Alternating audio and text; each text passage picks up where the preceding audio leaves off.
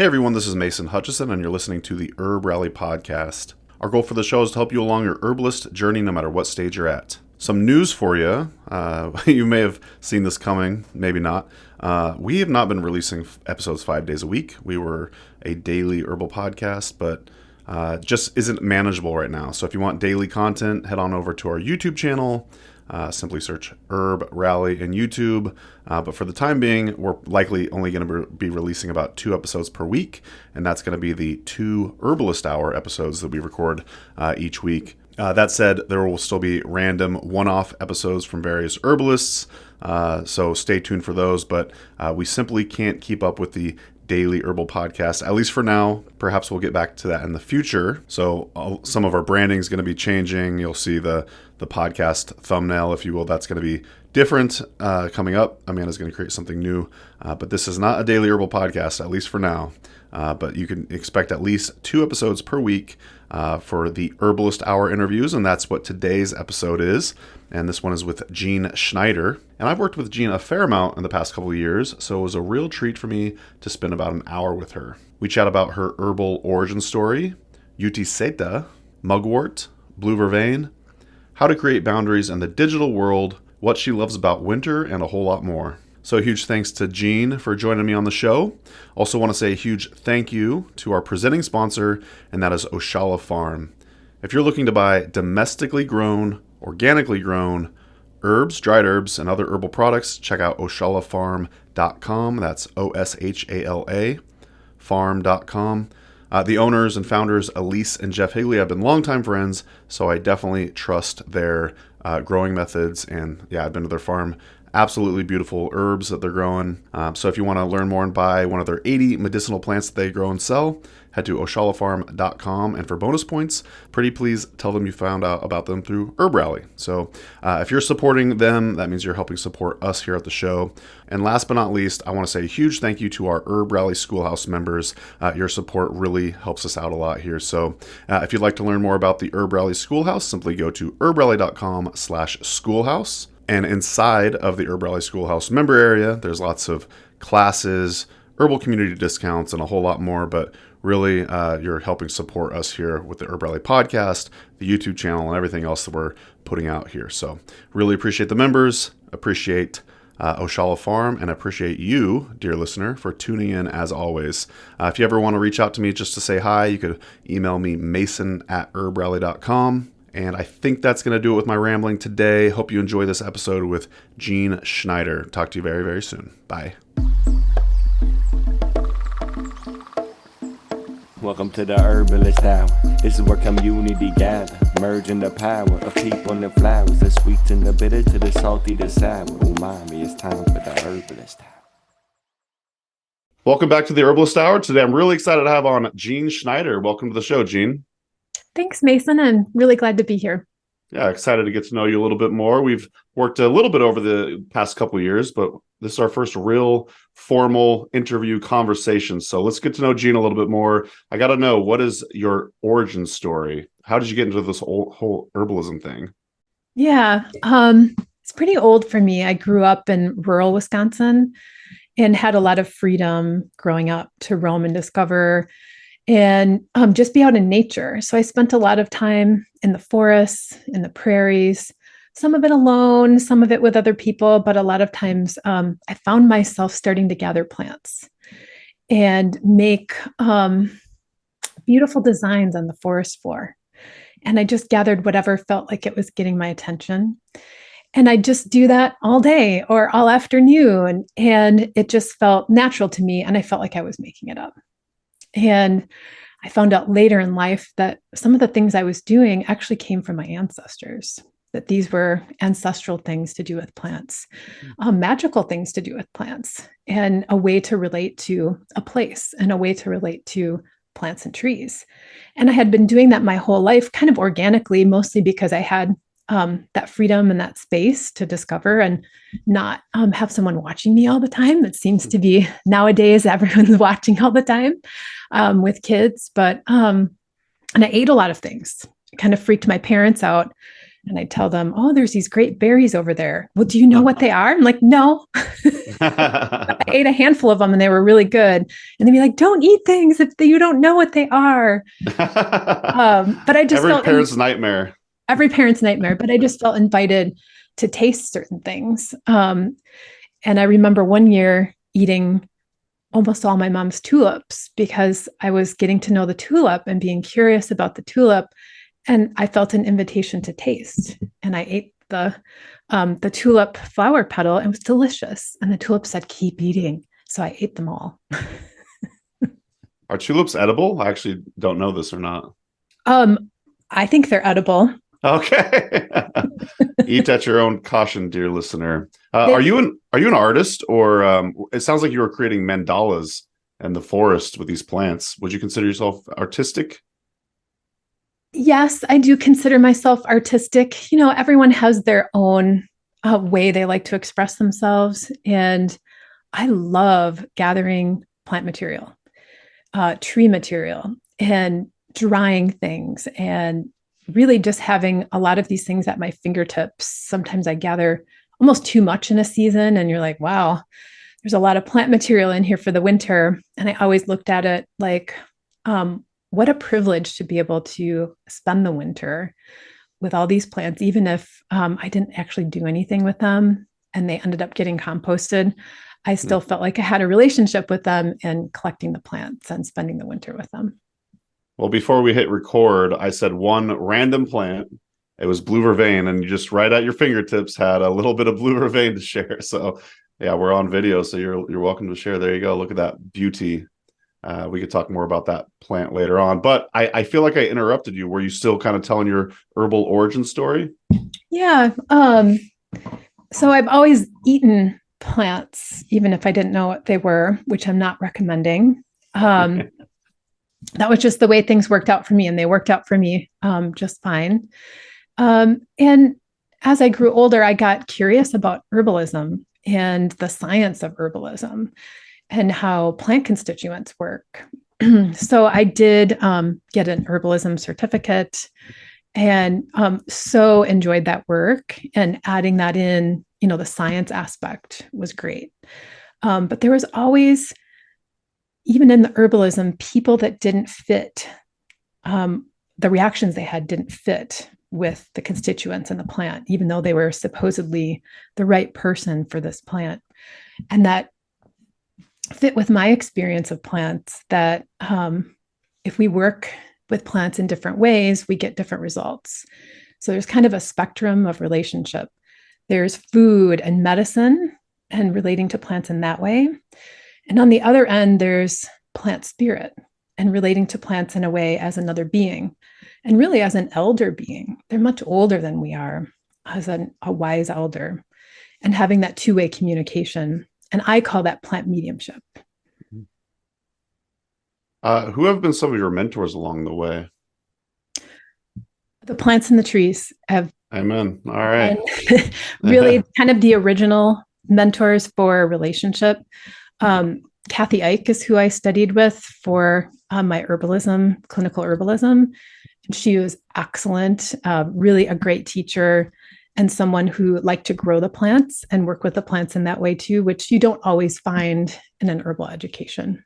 Sure. I read in your bio that you also have a background in European shamanic training. I would love to hear more about that as well, and how that kind of dovetails with your herbal background. Yeah, and that's really where the kind of the ancestral work came in, and that relationship to land spirits and plant spirits is doing the Seidr work, the Seidr work, and doing that. It's a lot of staff and wand work, and journey work, and that sense of either going somewhere or having somewhere come to you. Okay. Yeah. Any suggestions on practical ways that we could kind of incorporate that into our daily lives, like say the wand work and whatnot? That's probably a little bit bigger topic. Sure. But I would say I have always a jar of wands. That's so rad. A jar of wands. This is birch. Okay. a beautiful birch wand. And when I say a wand, most people would say a stick. I feel like what makes it a wand is asking permission and asking if this particular birch would like to come and get to know me and get permission to cut some. And that is some herbal traditions talk about permission. And I also want to say respect the no. If you get a no, you need to respect the no. We carry with us an energetic signature of who we are, and our experiences make up that energetic signature of who we are. And if we go around not asking permission to collect plants or not listening to the no's, if we have asked for permission, we carry that in our energetic signature. And the plants and trees and land that we meet, they sense that too, that we might have asked but didn't honor the no. And we want to come in and have a great relationship with plants and trees. So everything we do gets stored up in who we are. And just remembering that, like how we can be the most respectful of all these beings and treating them like beings instead of things that are there just for us. For what I know about you and some of your expertise, this seems like a great time to actually bring up this term you have called utiseta, which I've read in your bio. I know you practice a bit about that. Could you kind of define what utiseta is and maybe how the audience could incorporate it into their daily lives? So utiseta is the practice of, well, I've heard it said many different ways depending on where you're from. Gotcha. So we'll just say there's probably not a wrong way to say it. Utiseta is how I say it. And it's the practice of sitting out and being in between realms. And when I say in between realms, like we're mostly existing in this physical realm, and it's a lot about physical things, and other realms is stepping into this realm of plant relationship and of kind of unseen. And I know most plant people at least have an idea of what that might mean. And some who've had shamanistic training or spirit work training will know what I'm talking about. So it's a way of sitting out and dedicating yourself to relationship. And many times this is actually done for land spirits and relating to land. I do it with plants mostly, but with land too. So it's sitting out in nature, making a dedication and a practice for, it's a lot of listening, which we're not used to as a culture, really deeply listening and waiting. And that's sometimes the hardest thing for people when they said, well, I sat out, nothing happened. I said, well, how long did you sit out for? A half hour. Well, sometimes it takes longer, or maybe it wasn't quite the right spot or the right time to sit out and do what you were asking to do. So it's this sitting out. That's the simple explanation. And depending on where you're from, there's different practices for sitting out. Some it's sitting out in certain places, like at a crossroads. And there's a formula for how to sit out. A lot of times it's overnight in a traditional way. But I've been working with utiseta and asking the plants, how can I do this work with you? And what came through is that the plants really want us to bring them inside because we're not outdoor people anymore. At some point we were, but now we're really indoor people. And the plants want to be welcomed inside with us, and they want us to listen inside. So that's a lot of what I'm teaching, is how to do utiseta inside, how to bring the plants with you inside, how to sleep with them, dream with them, and have this relationship and communication, two-way communication, instead of just us asking of them what we want or what we think they can do for us. Okay, so are you practicing utiseta with that, say, dried lavender sprig as well? So the sorry, I said lavender. I meant blue vervain. vervain. My bad. Yeah. So yeah, totally. I usually, when I'm collecting plants for utiseta work, I don't collect the plants the way people would collect them for clinical herbalism. And there's nothing wrong with necessarily how plants are being collected for clinical herbalism. We've all recognized that there's difference in products and how people treat the plants. Yeah. We've all seen that. If a plant doesn't look green and it looks gray, there's probably not a lot there to work with. But when I'm collecting something like this blue vervain, I'm sitting with the plant first and asking permission. And I ask the plant, here's what I'd like to do with you. Would you like to partner with me to do this kind of work with people? And I wait for the yes or the no. And many times if I get a no, I ask a follow-up. Okay, is this not the right time to collect plant material for this? Or are you just not interested in that work? It's the same way we'd relate to a person. If you get a no, it's like, oh, is this just not interesting to you? Or would you rather do something else? How does the no feel or sound inside of your body when you receive that no? And I'll just say from personal experience, I've had the same experience actually, which is kind of weird, but totally. So I'm picking up what you're putting down, but I'm just kind of curious for you personally, how does that feel or sound? Yeah. And this comes back to around to energetic languaging. And everyone's energetic languaging is a little different. Sure. So kind of learning what your energetic languaging is. Just a quick break from the show to thank our presenting sponsor, Oshala Farm. Oshala Farm is a beautiful and vibrant certified organic herb farm based in Southern Oregon, where they grow and sell over 80 different plant species. The founders, Elise and Jeff Higley, have been longtime friends, so I highly trust their growing methods and ethics. You'll love the potency and vibrancy of all the herbs they have to offer. To learn more and purchase their herbs and other organic goods, head to oshalafarm.com. So thanks once again to Oshala Farm for sponsoring the Herbalist Hour. Now back to the show. Enjoy. For me, usually when I ask a question, a simple yes or no, I usually feel something like energy coming towards me, feels like a yes. And whenever I think I have an answer, I usually verify. Okay, that feels like a yes, a statement, or is that a yes? And get a sense of if that's a yes for you. And usually if it's a no, it is silent. Oh. There's just nothing. It just feels silent or even just really still. And if it's more forceful, it might even feel like a drawing away, a pulling away from me. And I think some of those things might be a little bit more universal yes and no. But learning your yeses and nos, especially with plants you already know and work with really well, and developing your energetic languaging and learning how it works for you. Is this something where the more you practice, the more like in tune you become with the plant communication or the yeses and the nos and whatnot? I think so. I have a really good friend who has the greenest thumb of anyone I know. And I say that in a way that she puts the work in too, but everything grows for her. She has Tulsi, growing near Madison, Wisconsin, that is like taller than her. It's just amazing.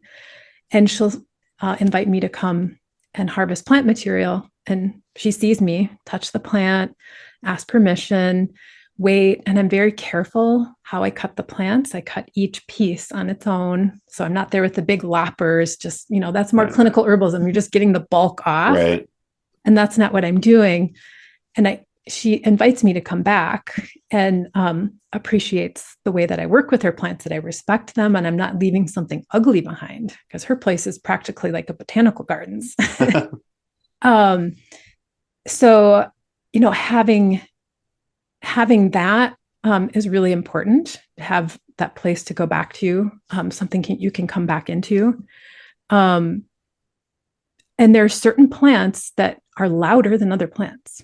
And she was saying, I try doing what you're doing and I don't get anything. And finally I said, well, let me tell you about an experience I had. I was at a different friend's place and she had to run in the house, and I was wandering in her yard. And I found what I thought at first was giant hyssop. It's beautiful. And I thought, this looks just like giant hyssop, but I can feel that it's not.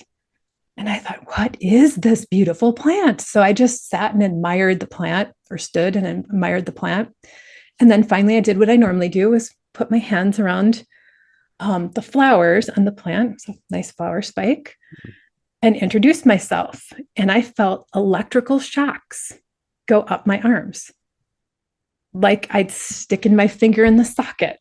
I mean, it was just intense. And I thought, oh, wow, who are you? And finally, my friend comes back and like, who is this? And she says, oh, that's giant ragweed. Oh, okay. Oh my, I'm actually quite allergic to giant ragweed.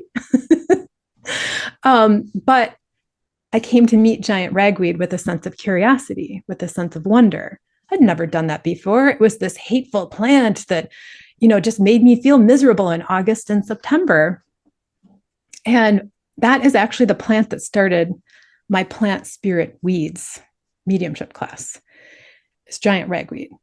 Wow. And there's more to the story.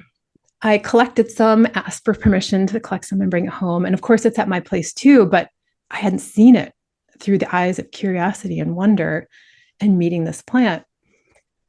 By the next year, I noticed that August had come and gone, and it was into September, and my house was opened up.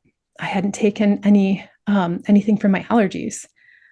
I just wasn't sneezing. I just wasn't allergic to ragweed anymore. And I'm like shocked because I've been allergic to ragweed since I was probably 8 or 9 years old. That suddenly having a class that included giant ragweed and coming in with curiosity and wonder, asking the plant how the plant would like to work with me, I'm not allergic to it anymore. I mean, it's kind of inexplicable. It feels like a physical realm thing. Like, why did this suddenly happen? Yeah, you can't really explain that through like constituents and whatnot. So yeah, that's crazy. What did your friend say to the story? So I told her and I just said, the one plant I tell people, if you want to meet a plant and you feel like you feel nothing when you try to touch a plant and feel the plant's energy, try giant ragweed. She's like, oh, I've got some at my place. I'll do it and let you know. So she let me know. And she said, you're right. There's like electrical shocks that go up your arms. All right. So that's a good plant for beginners, maybe just dabbling in the utiseta ways. Yeah. Yeah. And it's not like a sting. Right. Like a nettle sting. The energy. Like the energy of the plant going up your arms. And I do feel like there's something about giant ragweed that opens up plant communication. And this is the perfect time of year to still find green giant ragweed with nice big flower heads on the top. I actually don't know if I know this plant. I'm guessing it's ubiquitous throughout Wisconsin. I think that I live in Wisconsin now, so I'll have to image search what that is. But yeah, I'm unfamiliar with it. I'll have to do a little utiseta with it. Yeah, I don't know if I'm allergic to it yet. Well, look up what it looks like. And once it's kind of like when you're mushroom hunting, they're everywhere until you get your mushroom eyes on and suddenly you can see them. It's like that with giant ragweed. You get the giant ragweed eyes on and you see it everywhere. Like, oh, there's some, it's everywhere. Okay. You mentioned plants that people hate. And you and I were talking pre-call that you have some sort of class where you're essentially talking about plants that people hate and how they could like kind of work with that. If you know what I'm talking about, maybe you could kind of take over. But I just thought that was a good transition into talking about that. Yeah. Well, it's the plant spirit weeds class that That's right. I just brought together. And it was really weeds that I love. Yeah. And giant ragweed was the star. Of the class, but we did Japanese knotweed and a bunch of other plants that really opened up different relationships for people with the plants. I was so excited that anyone wanted to take a plant spirit weeds class. And it was not so much clinical herbal people that were coming. It was other folks that were like, oh, I'm curious about this plant mediumship. And you had horsetail on the list. And I know of horsetail, not through necessarily clinical herbalism, but through seeing the plant out on their walks. And so we had a nice mix of plants there, but I always get questions at my intro to utiseta class. When we're doing this utiseta work with some of the plants, I get questions about the plants people hate. And they're like, well, what about this plant? And what about that plant? And one I like to talk about is mugwort. And mugwort in Wisconsin and probably many other states is on the Department of Natural Resources. They have a plant hit list. They hate. Right. and mugwort's on the list of plants they hate too. Wormwood is definitely on that list. And, it's a plant that spreads by rhizomes and is really aggressive. And I planted this in my herb garden 15 years ago. And with warnings from people, well, I was looking for free plants. I didn't have any money. And someone brought mugwort, and I had all these people coming around, huddling around. I don't know if you want that mugwort in here. It's just going to spread. And I said, well, I like it. I'd like to put it in here. It spread a little and had a lot of space to fill. So I was grateful for about 3 or 4 years. And then the gratitude started to go down because mugwort was taking over everything. And we had parties coming over, like axing out the rhizomes and trying to get it out. And mugwort laughed in our faces because the next season, it was like we hadn't done anything. And, so there was a plant that I started to have a bad relationship with, and I started sitting with mugwort. And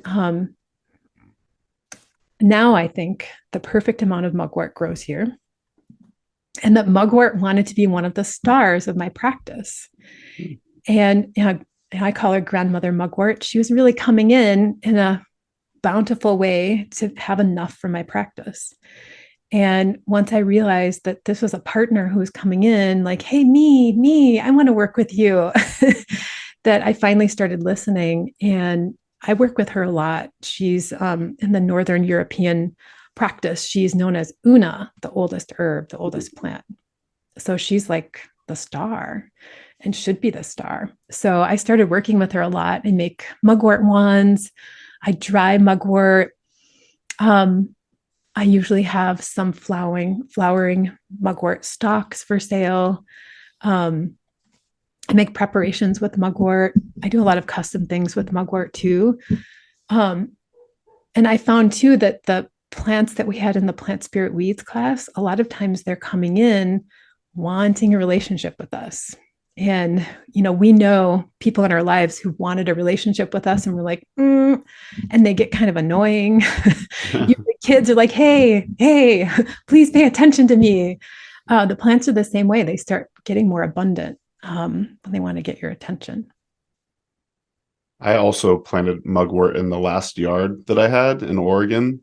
And I actually planted a lot of these weedy plants, and then we sold our house, and I'm just wondering if people are like, what is all this shit coming up in my yard every year? But I adore that plant, and that's why I planted it. And sure enough, it did spread, but you know what? It spread just to where it liked in the yard, and then it kind of stayed there for several years. And yeah, I really enjoyed it. You seem like the perfect person to ask this. I always use this observation that I've noticed when I moved to Wisconsin. Wisconsin is notoriously like the #1 drinking state in the whole US. In fact, where I live, Appleton, I think is like ranked #1 as far as like alcohol consumed. And I've never seen so much burdock, the plant burdock, in my life. And I'm just kind of curious, is this kind of falling in line with what we're talking about here? Like the plants kind of growing where maybe, I don't know if it's people centric or not, but it does seem very interesting to me that alcohol is so common here, and so is burdock, and it's a nice little liver tonic there. But I don't know if you have any thoughts on that. Yeah, I think that's a great observation about Wisconsin. And there is a lot of burdock here. Yeah. If you have any disturbed soil and you don't plant it to something right away, it's pretty much just going to be burdock. Yeah. In Oregon, I saw it occasionally, but I remember when I first got into herbalism, I would see it so rare that it would take me a long time to like remember what that plant was. But here no matter where I go, I see it. Yeah. I like that. Yeah. That burdock's for the Wisconsin alcoholics. You might have a little business there making hangover cure. Totally. I'll stick with the herb rally for now, but was there anything else you wanted to say about? Actually, you were mentioning your wands. This might be a good transition to talk about, because I wanted to talk a little bit about mugwort. I'm kind of curious in general how you use smoke in your practice, but also just how are you using your wands? And also feel free to plug your Nativa Medica shop and whatnot. Yeah. So my website is nativamedica.com, and I have a shop there, and I certainly have more than what's in the shop. So if anyone's looking for something special, just send me an email. I do the wand work, we kind of talked about that a little bit earlier. Yeah. And I was showing this really fun birch wand. And what's interesting, and anyone can do this with permission, ask for if the wand is willing to work with you, the plant, and do curious things like touching this to different areas on your body and notice what happens. And this simple thing, everyone notices something. We worked with, in my plant spirit apprenticeship, which is each winter, one year we did trees. It was just trees. So I sent out all these wands. And this was some of our wand work to do, was touching different areas on our bodies and kind of sharing, like, what do you feel when you touch it to your third eye? What do you feel when you touch the wand to the back of your neck and sit with it for a while? And just touching the wand to certain areas in the body created huge experiences for people. And just witnessing each other and how much of a big experience, I mean, like 1 minute of holding a wand to a certain spot in your body did something. And, we always greet the trees and the plants and treat them as an elder being. So we've done some of that work too, but we're also being curious and filled with wonder and coming into this relationship, not with what can you do for me? That doesn't feel great, even as humans, when people come to you and they just want to take and they're not willing to give something. Even in just getting to know someone, if only one person's sharing about themselves and the other one's not, it's like, oh, that just doesn't feel as good. So sharing a little bit about you with Birch in this example, and inviting Birch to share with you what happens when we touch each other. And it's that simple. And this is some of the forest work I did as a kid, was picking up sticks or wands, a stick that was made into a wand, and doing different things and seeing what happens. What did that feel like? Or what does that feel like, even just having this touch me? And I definitely feel something, but I'm also making space to feel that. And I talk about utiseta work as the first work is internal and making that dedication. And I talk about dedications instead of intentions, because for me, an intention feels a little more like a wish. And a dedication feels to me like I put some of my energy into what I'm dedicating myself to, and dedicating myself to getting to know Birch, and saying a dedication out loud that, I'm dedicating myself to meeting the tree spirit Birch and getting to know Birch and letting Birch get to know me, and then doing the practice. And sometimes there's more involved than just a birch wand and your dedication, but really your dedication and the birch wand might be all that's required. So are you selling the birch wands as well on your website? We'll just say I have a lot of tree wands in my office at all times. Yeah. And a lot of times it's for classes. I'm sending things out for classes, and I'm really collecting material with permission for classes. But if someone is looking for a particular wand, send me a note and I'll let you know if I have it. And if I don't, I might be able to find it for you. But yes, I recommend gathering your own wands. Yeah, for sure. I only asked because I think I was asking about smoke and mugwort, and then I think it kind of started talking about the birch. But if you don't want to talk about mugwort and smoke and whatnot, I was kind of curious if you'd be willing to share what some of your students' experiences were when they were, like, say, touching the back of their neck or on their third eye. If anything comes to mind, I'm just really curious to hear about it. Yeah. For some people, it's a big opening. So thinking about the third eye and just what we know about the third eye, and that relationship with plants and trees, certain ones may really open that sense up for you, and create some expansiveness there. And that's definitely one. And it isn't necessarily the same plant for everyone. Mhm. We have certain plants that are known for this or that. And, for some people, they do work that way, but not for everyone. So, and at the back of the neck, the back of the neck was a spot that a student was like, how about the back of the neck? And we're all like, okay, how about the back of the neck? And it's now a spot I always include in the places where I touch a wand to. The base of the skull and the back of the neck are also spirit gates. They're places where energy can come and go from our bodies, and also places we might think about really wanting to protect because they are a spirit gate. And noticing what happens when we touch a wand there. Does this feel opening? Ooh, what does that mean to have that place opened on you? What does it feel if it feels like it's bringing energy in and kind of closing down? That might give you a clue on how this plant might work with you on protection, or kind of closing down those energy centers when you want them to be more closed. Are you familiar with what ASMR is?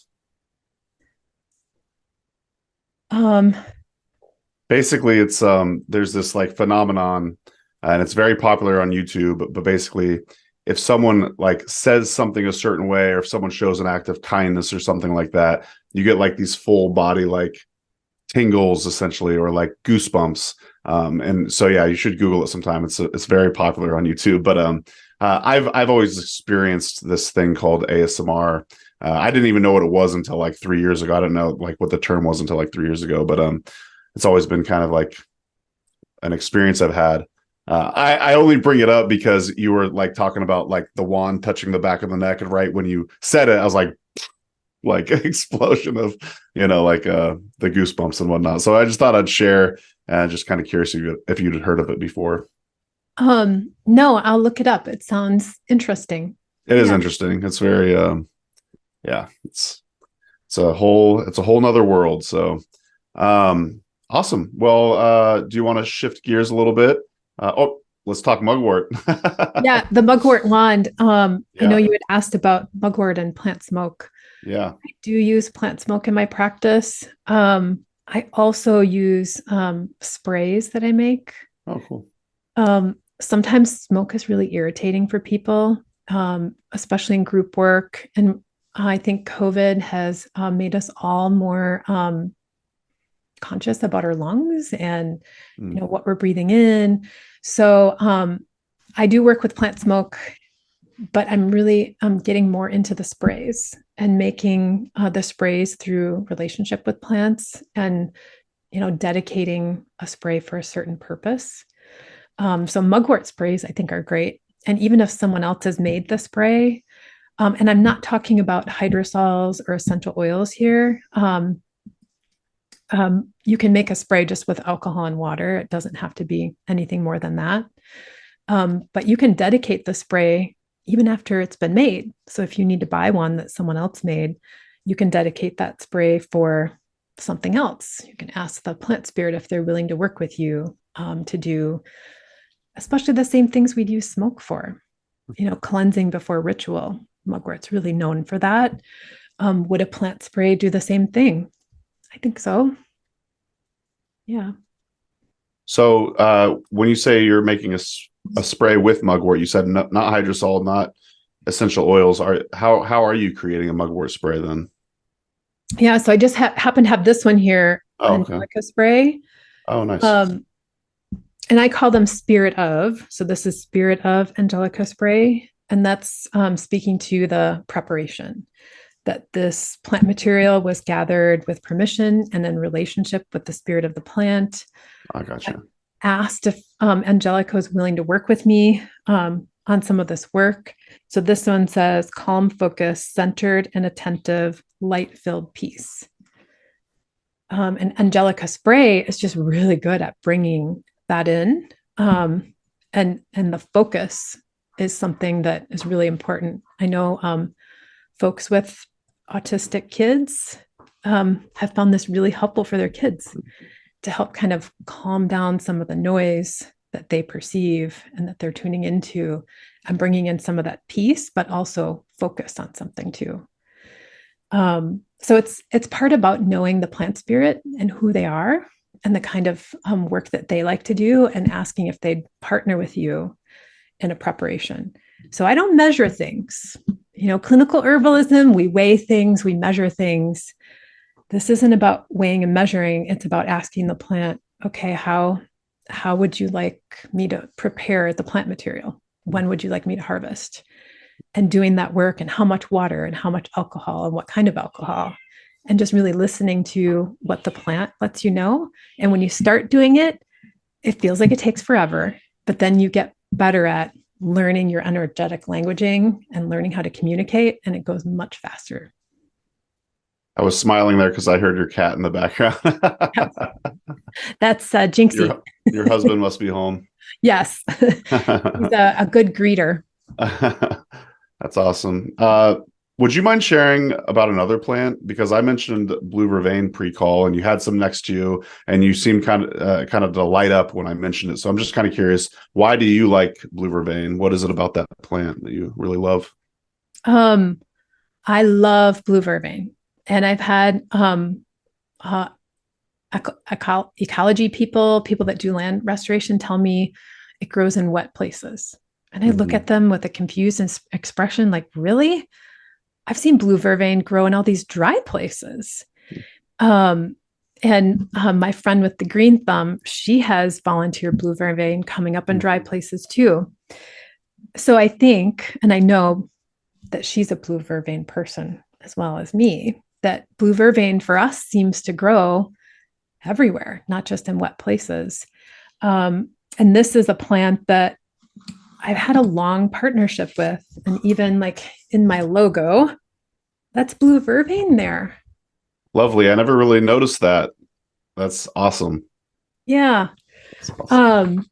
So, blue vervain is really at the heart of my practice. And I fell in love with blue vervain as a plant, and even as a tincture, just a basic tincture, and what blue vervain does. And plant medicine, what blue vervain does, and creating that shiver and really expelling tension in the nervous system, and how helpful that was in almost any situation where there's tension. And I started working with blue vervain and noticed, wow, blue vervain's way more than, opening up the periphery of the body and letting out tension. That blue vervain, for me as a plant spirit, kind of comes through as this electric blue light. And when I started working with the plant spirit blue vervain and this electric blue light that I was perceiving, I got more curious and had that sense of wonder again, and said, well, what if blue vervain as a plant spirit, I invite you to come into my body with this electric blue light? What happens then?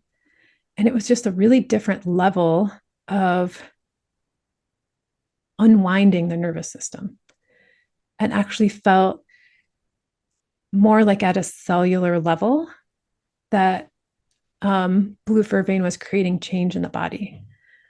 And I've worked with blue vervain so much in my spirit work practice, because many people that are needing spirit work help really do need to be working with some plants. And blue vervain is my go-to plant for pretty much all clients. And I tell them you only need a couple drops, and you don't have to ingest it. You can actually just put it on your body. And usually we do a short mediumship with blue vervain just over Zoom for a plant attunement. So they can be attuned to blue vervain as a plant spirit and ask for that help more on the spirit level versus the food, plant medicine, constituent level. I feel like I'm one of those people that I used to think needed a lot of plant material to feel its effects. I felt like my constitution was like that. And then I discovered blue vervain, and then I changed my mind, because you're right. You mentioned only a couple drops. And we could chat about this later, but I had kind of an unpleasant experience earlier today.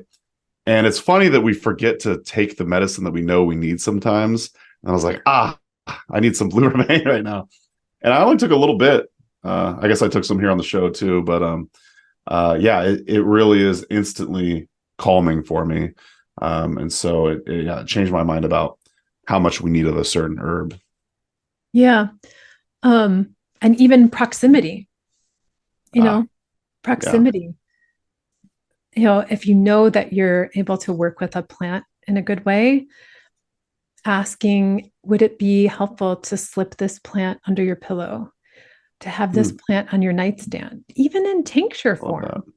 And again, with the dedication, start with the dedication, Yeah. you know, and dedication to getting to know this being, even though you might just simply need some help, and sharing something about yourself with the plant spirit. And it might be, I'm having a really hard time right now. I am really tense and really worried, and, you know, whatever's going on with you. And let this plant know that you'd like to get to know them better too, and sit and listen and ask for permission to have this plant with you while you sleep. It's like you said earlier, it's like give and take. It's not just like, please, how can you help me all the time? And plants want Yeah. things from us. Plants really do want things from us. Blue vervain wants me to talk about blue vervain and tell people all about blue vervain and how blue vervain works and this different way we can work with the plants. And I find that too, you know, the plants that we know really well really do want us to talk about them to other people. I know you do some work with, like, say, boundaries. I was looking through the various classes that you have, and you had one from your boundaries class called, or in the description it says, learn how to protect your energy while on video calls and not feel depleted from them. And this is not in relation to the fact that you and I are on a Zoom call right now, but I'm just kind of curious. Do you have any tips or tricks that we can use, like, to have boundaries in this day and age with all the Zoom calls and whatnot? Yeah. You know, remembering that when we're on Zoom, it is no different from being in the same room with everyone. I learned this lesson myself. I went on to a Zoom call that I had no idea would have 650 people on it. Oh my God. And, you know, and of course, like, I should have done more preparation for myself before I got on the call. Did I? No. I did like 30 seconds or 60 seconds of prep, energetic prep, and then opened it up. And it was worldwide, all over the world. So now not only do we have 650 humans, but we have 650 locations. And learning about ourselves, how we relate to people. And for many of us that are more extroverted, for sure, we have our energy bubble go over people. And that's how we sense them and get to know them. And it's a natural thing to do that. But when you're on a Zoom call with 650 people and 650 locations and you do what's natural to you, you know, you start to tank pretty fast. Like, I feel terrible. On that call, I started feeling really bad, even nauseous. And I had to get off the call. But I took that as a learning experience. All right, I am determined to come next week and be on the Zoom call for the hour and 15 minutes. Yeah. And what do I need to do in order to do that? And some of that was prep. And, you know, we work with not putting your energy bubble over and relating differently and having your energy bubble closer to you, and using your clairsenses a little bit differently to sense into what's happening. You know, I think Zoom and video calls are really teaching us how we are relating to people, and that we can make different choices and play with what feels good to us in different situations and make those shifts and changes. It's a great food for thought. Thank you for sharing that. Yeah. Yeah. Even just before this call, you know, I felt like I was working and distracted, and, like, you know, I was kind of go. And then it was like 15 minutes beforehand, I realized I needed to just kind of actually just, I need to do nothing and just chill, get my mind right, and make sure I'm in the right headspace to be a host, you know, and that kind of thing. So, yeah, I really liked what you said there. Yeah, that's super helpful. And the other thing that's super helpful is calling our energy back. You know, realizing that we relate that way by expanding or sending maybe some part of ourselves out to relate to people, and especially calling it back. So after that, I didn't make it through the Zoom call the first time with the 650 people. I sat there and I'm like, all right, I need to call all my energy back. And I felt it. I had sent out a lot of my energy on that call and I needed to call it all back, just my energy. And it's natural for us to leave our energy places where we go, or our attention with certain things we were doing, especially when we have to multitask Right. and pulling our own energy back. Absolutely. Well, why don't we wrap up here the last few minutes of the show? And like I said, pre-call, I had a couple selfish questions. I'm just kind of curious. Why do you call Wisconsin home? What do you enjoy about Wisconsin? What do you enjoy about Wisconsin? Um, I don't think I really learned what I love about Wisconsin until I left Wisconsin. Mm, I was only gone for a month in college, going out west. And out west, it's dry, more dry, beautiful, but really different landscape. And as we were driving back, it was a driving trip. As soon as we got to the Mississippi River Valley, I just started weeping. mm. I mean, just weeping because it was green. It was green and there's water. It was just like my eyes were feasting. And I realized, like, oh, this is home. Yeah. Absolutely. Yeah. This doesn't have to be Wisconsin specific, but I'm just kind of curious. We're heading into the winter now. It's like mid-fall right now, but is there anything about the Wisconsin winters or winter in general that you get excited about, that you love about that season? I love the change of seasons here. Yeah. I love that we have winter. Some years it's a little longer than it should be. Yeah. You look a little shorter. Right. I love snow. I've always loved to snowshoe. Oh, I'm cool.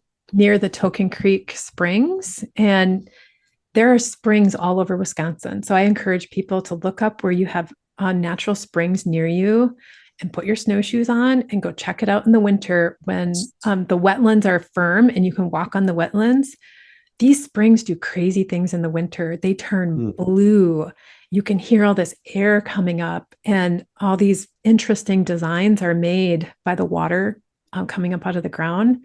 And it's something that you can only see in the winter because you have to get out in these marshy areas with your snowshoes. Make sure you've got, what do you call them? Sticks. With you, because Something like that. it's a little bit tougher going, but that's one of my favorite things to do. And my other favorite thing to do is just to bundle up and sit outside for an hour Totally. and just sit. Yeah. Amanda and I are going to go snowshoeing this year, and I'm very excited for that. I keep hearing cross country skiing is also really enjoyable. If you're not used to it, though, you're going to hurt afterwards. Yeah, I'm sure. You never knew you had. Right. But the other thing I do in the winter is play with plants. I have the Plant Spirit Apprenticeship. It starts in January. The registration deadline is December 9th, and we do 11 weeks with a couple breaks. We do 11 weeks of relating to plants and working with plant spirit. And this year we're working with flowers. Right on. We'll leave a link to that in the podcast show notes, the YouTube description and whatnot. Did you also want to maybe plug your Plant Spirit Psychopomp? I know that's coming up super soon. So yeah, but people are going to listen to this next year too. So Plant Spirit Psychopomp for this season is coming up the second week of November. I also have another one planned for the last weekend of April in 2024. And the Plant Spirit Psychopomp is how to do psychopomp work, death work with plants. So are you a death doula at all? I describe my work differently than that. Yeah. Death doulas, I would expect, would sit with the dying. So we do have death midwives and death doulas coming, and we will talk about the dying process. But psychopomp work is a lot of after death work, actually. Can be in the death process, but a lot of after death work. Very good. We'll leave a link to that as well. Also, along with your shop where you sell mugwort wands and tinctures and various other herbal products. Actually, I was going to ask you this. Where does the name Nativa Medica come from? I sat for about a month with the land here and the plants and asked for a name for the work that I was going to do, a name to be under. I didn't want to have it just be my name. Right. I wanted it to be more than that. And that came through like a whole month of sitting with the plants. This like native medicine, innate medicine, in the sense of that our medicine is through a relationship. And it's through this relationship with the land and the plants and the trees that are already all around us. Beautiful. Thanks, Jean. That was a lot of fun. Do you have any closing thoughts before we wrap up and get out of here? I'm really grateful to be on the show. Thank you, Mason. Absolutely. And you and Amanda do such great work, and I really appreciate the both of you. And I just encourage everyone to go out and maybe go and meet giant mugwort before, well, everything's still green. I'm sure there's giant That's right. many places, or not giant mugwort, giant ragweed. Ragweed, yeah. Everyone could go. Yeah, there's Amanda and I were stunned. There's still like blooming goldenrod, and yeah, there's still a lot of blooming flowers, at least where I'm at in Appleton, Wisconsin. But yeah, great suggestion. Thanks y'all for listening. Thanks, Jean Schneider. Again, that's nativamedica.com. All of the links to the classes and whatnot will be included in the podcast show notes in the YouTube description. So we will see you in the next episode. Take care. Thank you. And that's going to do it for today's episode. Thanks so much for listening to the Herb Rally podcast. If you'd like to hear more from us here at Herb Rally, we now have a text message community, believe it or not. Basically, it's just updates from us. We send about 1 to 7 texts per week, notifying you about new events, videos, courses, podcasts. You get the idea. It's pretty much like our email newsletter, just in text form. So if you'd like to receive text messages from Herb Rally, just text JOIN, that's JOIN, to the number 541-256-2895. Again, that's JOIN to number 541-256-2895. And to stop receiving texts, that's easy too. Just text STOP to the same number. It'll opt you out immediately. Okay, thanks again for listening. Have a great rest of your day.